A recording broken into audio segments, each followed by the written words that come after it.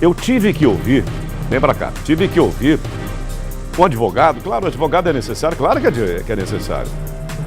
A defesa é mais que necessária, ela é uma garantia, inclusive um direito inalienável, inquestionável de qualquer criminoso que seja. Agora, ter que ouvir de um advogado que a tal da cirurgiã plástica tinha pacientes e as pacientes no pós-operatório estavam sofrendo. Mas que argumentação é essa, advogado? Será que ela não pensou isso? Por que ela não pensou? Por isso que eu disse ontem, eu acho, que eu falei que foi uma demonstração clara de burrice também. Claro, isso não a exime da maldade, da crueldade, né? Do ato litigioso, criminoso, de tudo isso. Mas também há um componente de burrice, um componente inacreditável.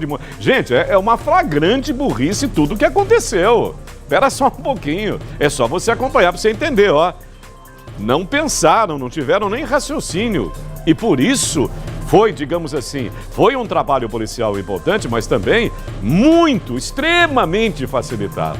Agora, argumentar, não, porque a cirurgia plástica, ela precisa atender o pessoal, né, no pós-operatório, não pode deixar o pessoal na mão. E outra, negócio de filho, de ser mãe, não pode ser presa, audiência de custódia, a prisão preventiva, não. Ela é mãe, ela tem um filho, ela tinha um enteado, inclusive, que estava junto com o advogado que foi assassinado.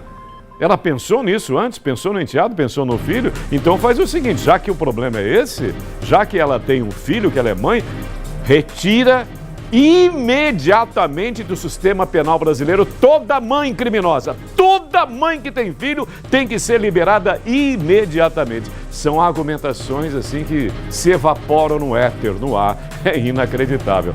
Falar nisso, ainda sobre esse caso do advogado Lael Rodrigues. Nessa quarta-feira, realizada então essa audiência de custódia, Fórum Gumecindo Bessa, onde os suspeitos foram ouvidos.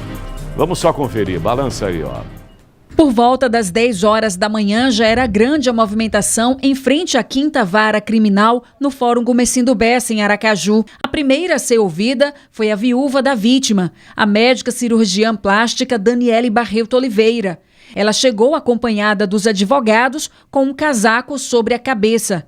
Procedimento adotado pelas demais, a amiga da médica, Alvaci Feitosa Santos, e pela secretária, Adriágina de Souza Cavalcante. Após as oitivas das 3 mulheres, foi a vez dos homens envolvidos, Luiz Carlos dos Santos, Ronaldo Moura Santos e Pablo Juan Silva.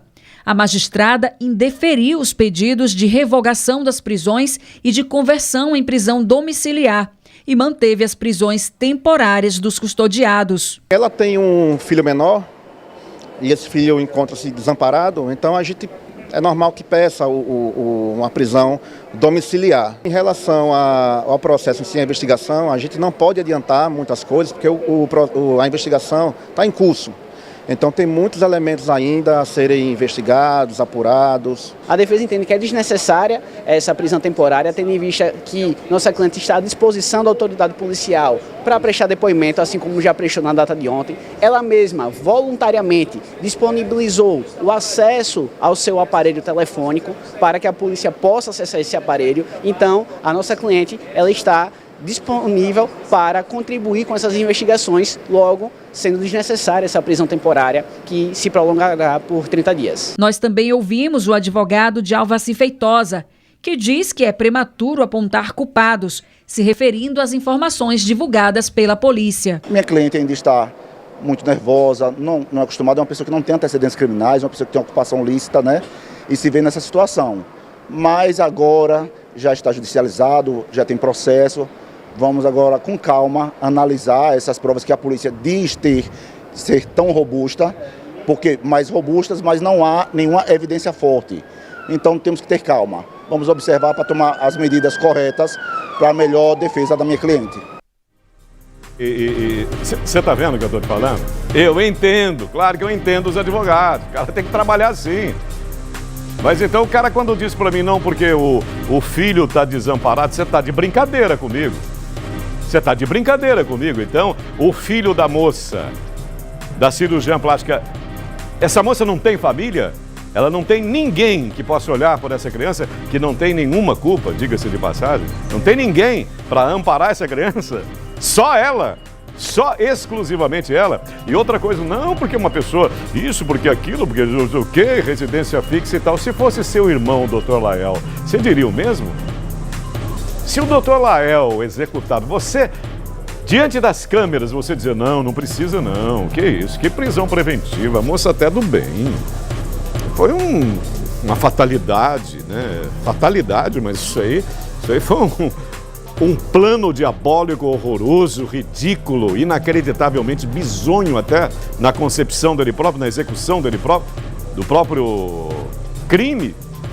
E aí você vê também a diferença, né? O quanto a justiça brasileira é diferente. A justiça brasileira depende da justiça que o seu dinheiro pode comprar. A justiça brasileira depende do dinheiro que você possa comprar. A justiça brasileira, ela faz se desenvolver de acordo com o seu patrimônio. Não tem... Você viu o circo montado ontem, né? E nos dias que vão se seguindo, você vê. A coisa toda é notória. Você percebe, você constata a diferença do poder econômico de uma pessoa pobre, que não tem recursos financeiros, e a outra. Não, vamos chamar um fulano aqui, tal e coisa e tal. Há uma diferença brutal e extremamente cruel. Mas aqui, ó, 6h49. De acordo com o termo de audiência, a cirurgiã plástica deve ser encaminhada ao presídio feminino, que deverá acompanhar o estado de saúde dela. Os demais custodiados devem ser encaminhados para a delegacia competente para as providências necessárias decorrentes do cumprimento dos mandados de prisão.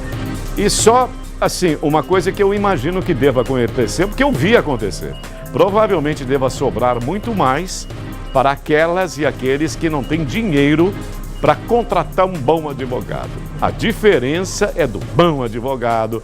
A diferença tá aqui, ó. Você vai ver para quem vai sobrar. E outra coisa, e mais, daqui a pouquinho todo mundo solto, resolvido. Tem o dia do Saci Pererê, do Boitatá, da Mula Sem Cabeça, Papai Noel e por aí vai. Tem os dias, tem saidinha, tem regressão de pena. Você sabia que quanto mais o apenado ler, menos ele cumpre pena? É um negócio de louco, não. Se você ler, você sai mais um negócio de louco, mas é tudo para socializar esses criminosos. Ah, que coisa boa.